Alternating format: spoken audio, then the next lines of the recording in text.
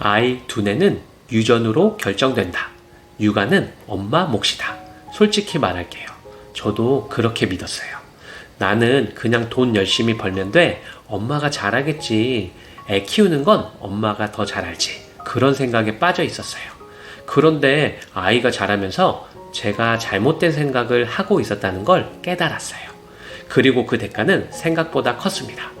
제가 어느 날 첫째 아이가 블록을 쌓고 있었는데 갑자기 화를 내며 던졌어요. 왜 그랬냐고 물으니까 아빠는 항상 핸드폰만 봐. 나 안 봐. 그 말이 가슴에 비수처럼 박혔습니다. 하루 종일 회사에서 지쳐서 집에 오면 그냥 널브러져 핸드폰을 보던 제 모습. 아이에게 아빠는 내 이야기를 들어주지 않는 사람으로 인식되었구나.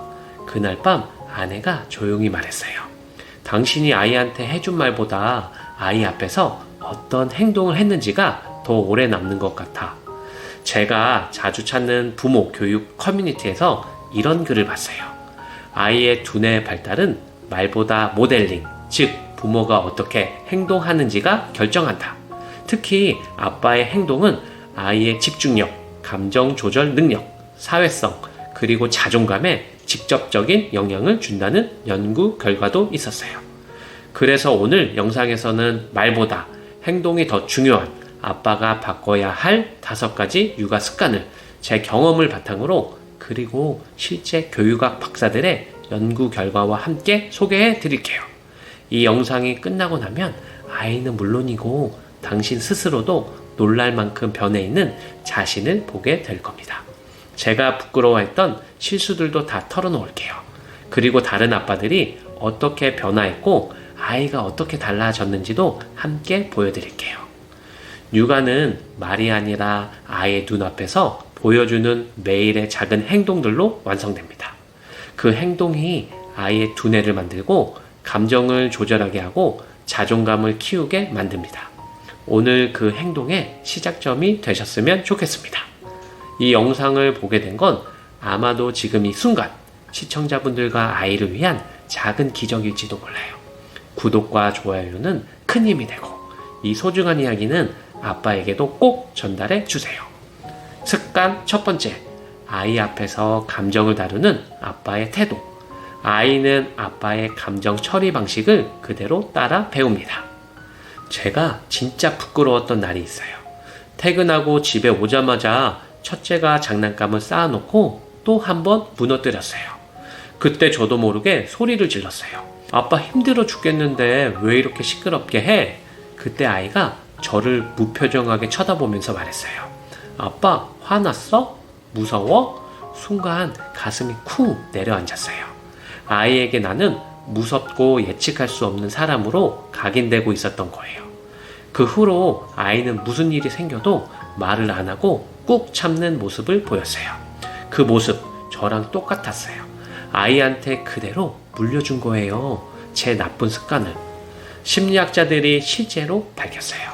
아이의 감정 표현 능력은 부모가 어떻게 감정을 다루느냐에 따라 달라진다.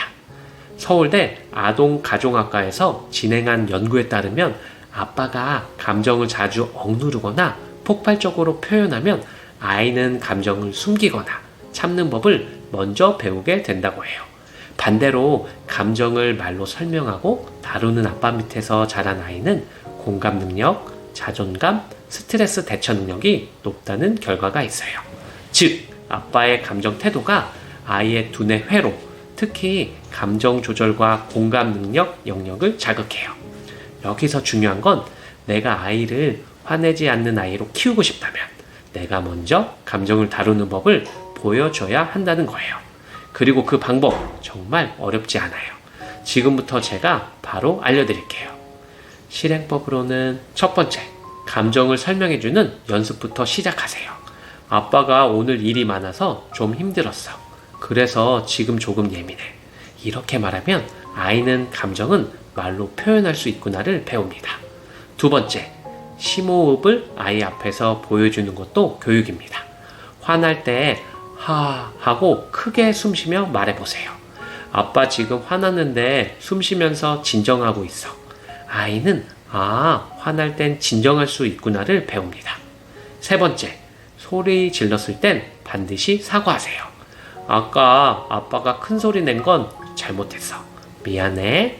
이 한마디가 아이에게 실수해도 회복할 수 있다는 감정을 심어줘요. 말보다 행동입니다. 감정은 말로 풀 수 있다는 걸 보여주는 아빠가 아이의 자존감과 감정 지능을 결정합니다. 그리고 더 중요한 건 이런 감정 습관보다 더 위험한 아빠의 습관이 있어요. 아이 두뇌를 멈추게 만드는 가장 흔한 행동, 바로 다음 영상에서 이어집니다. 지금까지의 내용을 정리하자면 아빠의 감정을 숨기는 게 아니라 보여주되 다룰 수 있어야 아이가 건강하게 자랍니다. 습관 두 번째, 스마트폰을 내려놓는 아빠의 집중력. 아이의 두뇌는 내가 얼마나 집중해 주는가에 따라 성장 속도가 달라집니다. 진짜 부끄러운 고백을 하나 할게요. 어느 날 첫째가 제 앞에 와서 말했어요. 아빠, 눈으로 말해줘. 처음엔 무슨 말인지 몰랐어요. 근데 아이가 다시 말했어요. 아빠는 맨날 핸드폰 보잖아. 나 말할 때 눈 안 봐줘서 눈으로 말해줘. 그 순간 멍했어요. 저는 애랑 있는다고 생각했는데 사실은 몸만 있고 마음은 폰 안에 있었던 거예요.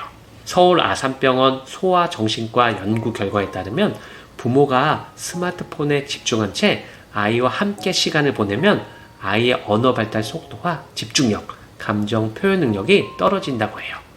또한 이화여대 아동발달센터의 연구에서는 아이와 눈 맞춤 없이 대화하는 부모의 비율이 높을수록 아이의 자존감이 낮아지고 말수가 줄며 사회성도 저하되는 경향을 보인다고 발표했어요.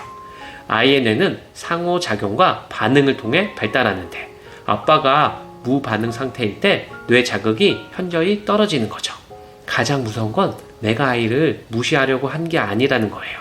그냥 습관처럼 핸드폰을 보고 있었던 건데 아이 입장에선 나는 중요하지 않다는 메시지로 받아들였던 거죠.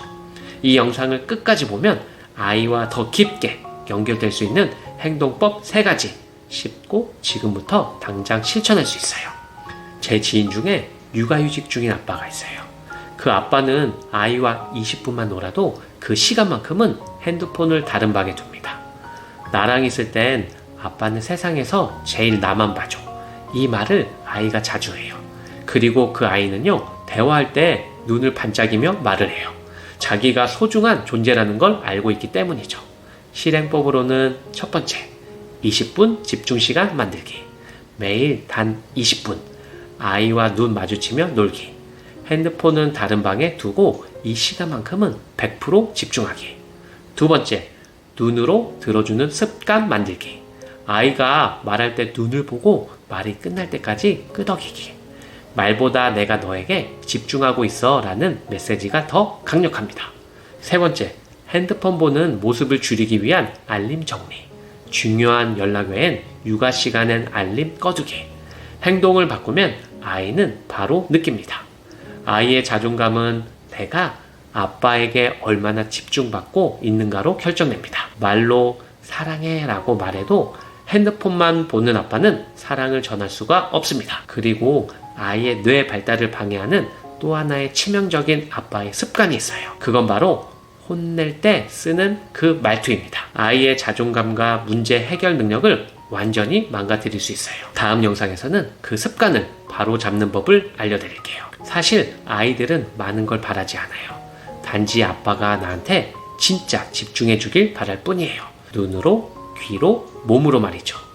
습관 세 번째, 혼낼 땐 말보다 행동에 일관성이 먼저입니다. 아이는 아빠의 말보다 그 말에 따라오는 행동의 일관성을 기억합니다.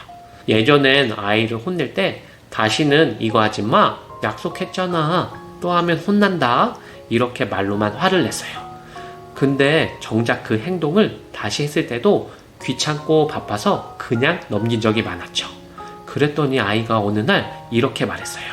아빠는 맨날 혼난다고 하고 안 혼내잖아. 그 말 듣고 나서 정말 제 말이 아이에게 아무런 의미가 없었다는 걸 알게 됐어요. 아이는 제 말이 아니라 제 행동을 기억하고 있었던 거죠. 미국 하버드대 발달심리센터 연구에 따르면 부모의 훈육 기준이 일관될수록 아이는 무엇이 옳고 그른지 명확하게 배우고 그 결과 스스로 통제하고 결정할 수 있는 능력, 즉 자율성이 올라간다고 해요. 또한 부모가 상황마다 기준이 바뀌면 아이는 불안함을 느끼고 눈치를 보며 행동하는 습관이 생긴다고 밝혔습니다. 이런 아이는 나쁜 행동을 피하려 하기보다 혼나지 않는 법만 배우게 되죠. 우리는 좋은 말로 아이를 가르치고 있다고 생각해요.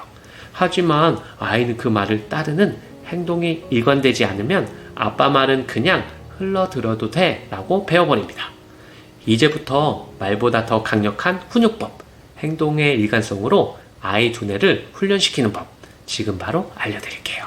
제 아는 형은 아이가 약속을 어겼을 때 크게 혼내지 않아요. 대신 정해진 후속 행동을 반드시 실천합니다. 예를 들면 정리 안 하면 다음날 장난감은 못 꺼내게 하기, 약속 어기면 오늘 놀이터는 스킵하기. 처음엔 아이가 울고 떼쓰기도 했지만 그 후로는 이건 진짜구나 라고 느끼고 약속을 점점 지키기 시작했어요. 그 아이는 지금도 스스로 할 일을 먼저 찾아서 하는 습관이 생겼어요. 혼내지 않아도 행동으로 가르친 거죠. 실행법으로는 첫 번째, 혼내는 말보다 실행 가능한 약속 정하기. 예를 들어 밥 안 먹으면 TV는 오늘 끝이야. 말한 대로 지켜야 합니다. 두 번째, 감정으로 벌 주지 말고 행동으로 결과 보여주기. 화가 났다고 벌을 과하게 주는 게 아니라 사전에 정한 규칙대로만 반응하는 것. 아이는 이때 신뢰를 배워요. 세 번째, 일관성 없는 말은 아예 하지 않기. 지킬 자신 없는 훈육은 처음부터 말하지 마세요. 또 하면 진짜 혼날 거야만 반복하면 아이는 그 말에 무게를 잃게 됩니다. 말보다 무서운 건 일관된 행동입니다. 아이는 훈육의 강도보다 항상 같은 반응을 기억합니다. 그런데 여기서 더 중요한 게 있어요. 혼내는 것보다 더 강력한 게 하나 있습니다. 그건 바로 인정해주는 습관입니다. 다음 습관에선 아이 두뇌를 폭발시키는 작은 칭찬의 위력, 그리고 그걸 잘못 쓰면 오히려 독이 되는 이유까지 알려드릴게요. 아이를 사랑해서 말하는 게 훈육이지만 진짜 훈육은 그 말을 따르는 행동에서 시작돼요. 아이 앞에서 말보다 행동이 진심이다. 이 말, 저 자신에게 매일 되새깁니다. 습관 네 번째, 말보다 강력한 칭찬의 기술. 존재를 인정해주는 말. 아이의 두뇌는 칭찬이 아닌 인정을 통해 더 빠르게 성장합니다. 예전엔 아이가 뭘 하면 잘했어, 멋지다, 우리 아들 최고, 이렇게 반사적으로 말했어요. 그런데 어느 날 첫째가 그림을 그리더니 아빠 이거 잘했지, 나 최고지 라고 묻는 거예요. 그 순간 알았어요. 애가 칭찬에 중독돼가고 있구나. 자기 만족이 아니라 아빠의 반응으로 스스로를 판단하게 된 거죠. 서울대학교 뇌인지과학연구소에서는 결과 중심 칭찬보다 과정 중심 인정이 아이의 전두엽 발달, 즉 사고력과 감정 조절 능력을 더 강하게 자극한다고 밝혔어요. 또한 미국 스탠포드 대학교 캐롤 드웩 교수의 연구에서도 넌 똑똑하구나 라는 칭찬을 받은 아이보다 노력했구나, 방법을 잘 찾았네 라는 과정 중심의 인정을 받은 아이들이 문제를 포기하지 않고 끝까지 해결하려는 경향을 보였다고 해요. 즉 결과보다 존재와 가정을 인정해주는 말이 아이의 자존감과 인지 능력을 동시에 키운다는 거예요. 우리는 칭찬이 아이를 자라게 한다고 믿어요. 근데 잘못된 칭찬은 아이를 결과 중독에 빠지게 하고 실패를 피하는 아이로 만들 수 있어요. 다음에 소개할 존재를 인정해주는 칭찬법은 아이의 두뇌를 키우고 스스로 잘하고 있다는 자존감을 심어주는 결정적 습관이에요. 제 후배 한 명은 매일 아이가 놀이나 그림, 블록을 할 때마다 정말 열심히 만들었네, 어디가 제일 마음에 들어, 내가 생각해낸 방법이 멋지다, 이런 식으로 말해요. 그 아이는 칭찬을 구걸하지 않고 스스로 판단하고 만족할 줄 아는 아이로 자라고 있어요. 그리고 놀라운 건 그 아이가 실패해도 금방 다시 도전하더라는 겁니다. 결과가 아니라 자기 존재가 존중받고 있다는 걸 알고 있기 때문이죠. 실행법으로는 첫 번째, 결과 대신 행동을 칭찬하기. 너 똑똑한 애가 아니라 그 방법을 찾아낸 게 멋지다. 두 번째, 아이가 스스로 말하게 하기. 너 이거 왜 이렇게 했어? 그 부분이 제일 마음에 드는 이유가 뭐야? 질문은 자율성과 사고력까지 자극합니다. 세 번째, 실수도 칭찬 포인트로 바꾸기. 이거 실수였네. 근데 시도한 건 대단했어. 시도 자체를 인정하면 도전 정신이 살아나요. 칭찬은 잠깐이지만 존재를 인정받는 기억은 평생 갑니다. 아이는 잘했어보다 너는 그 자체로 멋지다는 말을 더 오래 기억해요. 자, 이제 마지막이에요. 아이 두뇌 성장의 결정적 순간, 바로 하루의 마무리 시간, 잠자기 전 5분에 달려있다는 사실 알고 계셨나요? 다음은 잠들기 전 아이 두뇌를 깨우는 아빠의 루틴. 아이는요, 내가 무엇을 해냈기 때문에 사랑받는 존재가 아니라 존재 자체가 소중한 사람이라는 걸 느낄 때 비로소 진짜 자존감이 자랍니다. 그걸 알려주는 게 바로 아빠의 말보다 행동이 담긴 칭찬이에요. 습관 5번째. 잠들기 전 아이 두뇌를 성장시키는 5분 루틴. 하루 중 가장 중요한 두뇌 자극의 시간, 잠들기 직전 5분입니다. 저는 한동안 아이 재우는 걸 그냥 할 일처럼 했어요. 이불 덮어주고 잘자 한마디 하고 방을 나왔죠. 근데 어느 날 첫째가 이러더라고요. 아빠, 왜 요즘엔 얘기 안 해줘? 아빠, 나 혼자 자면 서운해. 그 말을 듣고 멍해졌어요. 아이가 잠들기 전 마지막 기억이 외로움이라니. 그날부터 딱 5분 아이 옆에 누워 오늘 어땠는지, 무엇이 제일 즐거웠는지, 그리고 아빠가 너를 얼마나 사랑하는지 매일 말로 행동으로 보여주기 시작했어요. 서울 아산병원 소아정신과 자료에 따르면 잠들기 전 뇌는 감정 처리와 기억 통합을 시작하는 핵심 시간대라고 해요. 이 시간에 들은 말과 감정은 장기 기억으로 저장될 확률이 매우 높고 정서적 안정과 자존감 발달에 직결된다고 합니다. 또한 하버드 의과대학의 수면 발달 보고서에서도 취침 전 긍정적 상호작용은 아이의 수면의 질은 물론 다음날 학습 능력과 감정 조절력에까지 영향을 준다고 나와 있어요. 이 마지막 5분, 바쁜 하루 끝에 놓치기 쉬운 시간인데요. 이 시간이야말로 아빠가 아이 하루를 완성시켜주는 골든타임입니다. 아이는요, 그 하루를 어떻게 마무리했느냐에 따라 세상을 사랑하거나 피하거나 합니다. 제 후배 아빠는 매일 밤 아이와 누워 오늘 가장 좋았던 순간 하나, 힘들었던 순간 하나를 서로 얘기해요. 그리고 마지막엔 아빠는 너랑 있어서 오늘이 제일 좋았어 라고 꼭 말해줍니다. 그 집 아이는 잠들기 전 늘 웃고 낮에 있었던 어려운 일도 스스로 정리하려고 한대요. 하루의 끝을 이해와 사랑으로 마무리한 덕분이죠. 실행법으로는 첫 번째, 오늘 어땠어? 대신 오늘 좋았던 일 하나만 말해줘. 아이가 감정을 정리하게 도와주세요. 두 번째, 아빠가 널 얼마나 사랑하는지 알지? 직접 말해주기. 아이는 수십 번도 부족하다고 느낍니다. 세 번째, 아이의 손을 잡고 오늘도 잘 살아줘서 고마워 말하기. 이 한마디가 아이 하루 전체를 긍정으로 감쌉니다. 아이는 자면서 잘하는 게 아닙니다. 사랑받고 있다는 확신 속에서 자랍니다. 그 확신을 주는 시간, 바로 잠들기 전입니다. 아이는 아빠의 말보다 행동을 기억합니다. 하지만 그 행동조차도 하루의 끝에서 마무리되지 않으면 흐려져요. 저는 그걸 아이의 외로운 눈빛에서 배웠습니다. 지금도 매일 밤 아이의 손을 꼭 잡고 말합니다. 오늘 하루도 너랑 살아서 아빠는 참 고마워. 그 말 한마디가 아이의 세상을 바꿉니다. 아이의 두뇌는 아빠에게 달려 있습니다. 그리고 그 핵심은 말보다 앞선 행동, 습관이라는 이름의 사랑입니다.